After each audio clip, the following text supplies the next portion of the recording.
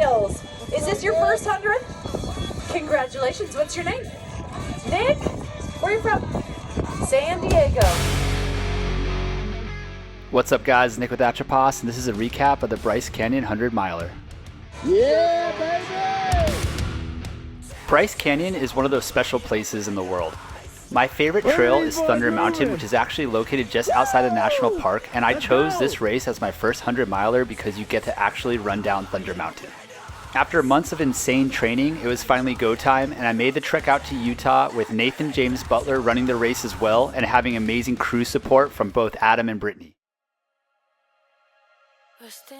I knew going into this race it was going to be extremely challenging, as the actual course is 102.5 miles with over 15,000 feet of elevation gain. Adam and I made the drive from San Diego and picked up Nate in Las Vegas on the way out to Utah. We made our way over to the small town at Hatch for the check-in and bib pickup. This is also the start and finish line for the race. We double-checked our gear that we were going to put in our drop bags, which are your own personal bags that volunteers bring out to different aid stations so you can have whatever you need.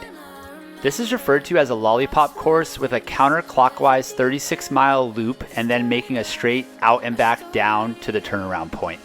We grabbed a quick dinner and then checked into our hotel across the street and tried to get some sleep, but it was hard with the time change, losing an hour, and also all the excitement and nerves. 3, 2, 1.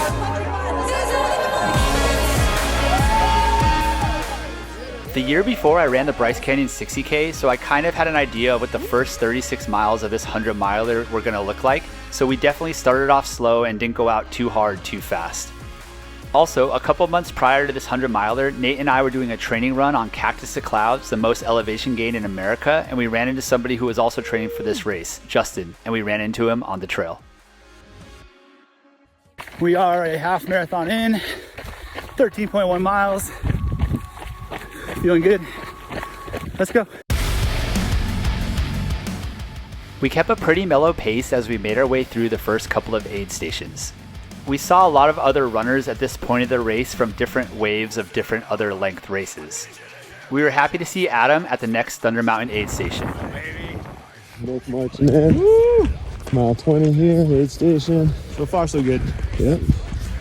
Feeling good so far. Yeah. Weather holding up. 80 more. Nate's getting ready. We're gonna head out on Thunder Mountain.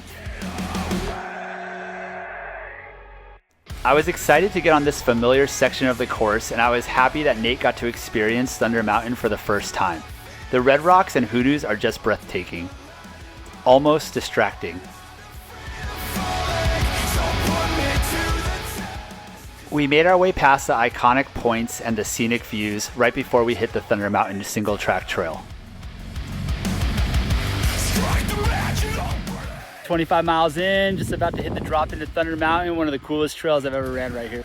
Fun fact, the ride Thunder Mountain at Disneyland is actually based off this location.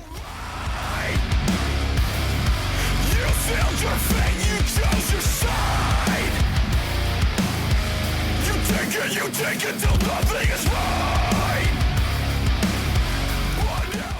We had too much fun running down the iconic spine and then made our way over to the water-only aid station to rehydrate.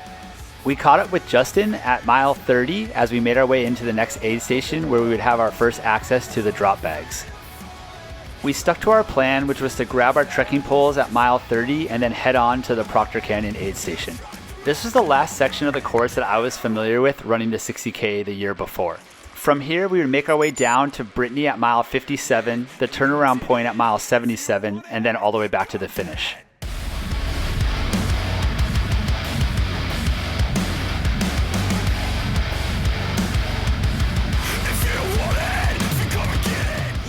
Around 45 miles in, right before sunset, we got our first view of the Pink Cliffs.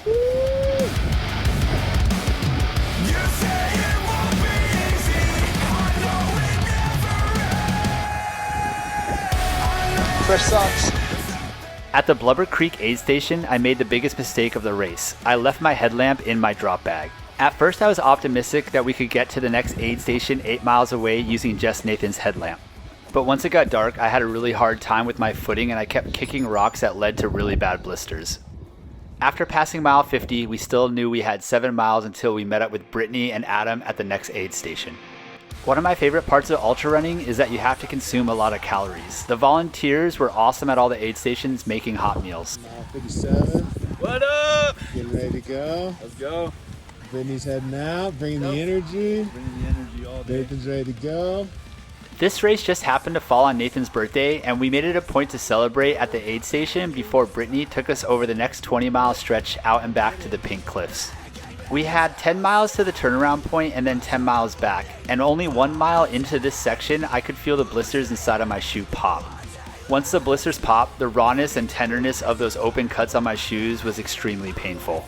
At these early morning hours, this was complete carnage for almost all the other runners, as everyone else dropped from this aid station, and we even saw a guy with an emergency bivvy just hunkered down on the side of the trail.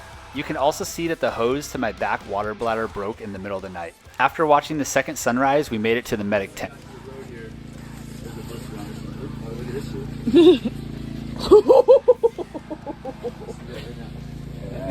Oh. Since the blisters were already popped, the only thing we could do was duct tape my feet to reduce the friction to keep going. I luckily did have an extra pair of Hoka shoes, which were a lot wider and really helped support my feet at this point of the race. After Brittany pushed us through the night, Adam took us on the home stretch. Another mistake I made was I didn't have a backup water bladder, so I was very limited and ended up running out of water at the hottest part of the morning. We were also so delirious, we ended up backtracking 2 miles because we thought we were off trail. Well, mile 95 plus. Make the boys do some of this work. Make it easy on them. Bryce Canyon ain't no joke, baby. Can confirm it is no joke. Here we go, final 2.7, baby. Look at these boys moving. Look at these boys moving.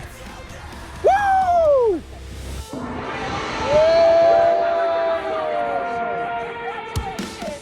Crossing that finish line was one of the most rewarding feelings ever. It took a village, and I'm so happy for everyone who supported me through this journey. After the race, Adam drove us to the nearby hotel down the street, and of course they put us on the second story, so we had to hike up the stairs. It was hard to shut down with all that adrenaline, but finally fell asleep. After crashing out super hard, we got up and hit a local IHOP to carb load, and then made our way down to Las Vegas to break up the trip and to celebrate finishing the Bryce Canyon 100-miler.